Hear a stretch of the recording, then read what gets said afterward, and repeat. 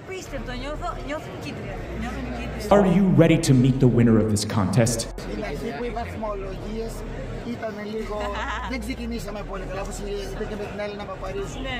Ποιες σκέψεις που έρχονται από το μυαλό σου? Σκεφτόμουν θετικά πάντα. Έλεγα εντάξει, αποκλείεται. Σίγουρα κάτι θα υπάρχει εκεί στη γωνιά προς το τέλος και για μας. Πήραμε 4 δωδεκάρια. I had 12 points. Against the 5-time. Ο κόσμος ήταν το κερασάκι. Εγώ η αλήθεια είναι ότι βασίστηκα πολύ στον κόσμο. Ένιωσα πολύ τη στήριξη τους αυτές τις μέρες. You have my support, Mr. President. Και κάτι μου έλεγε μέσα μου ότι θα το κάνουνε.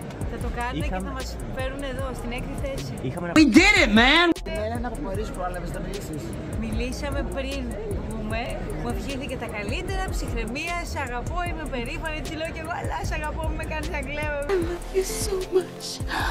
Συγκινηθήκαμε, χαμός έγινε και μου στείλε και ένα μήνυμα ότι είναι πάρα πολύ περήφανη. Ένιωσα ότι παιδιά ενώθηκε η Ελλάδα. Του συνόλου και ιδιαίτερα. Αυτό είναι νούμερο 1.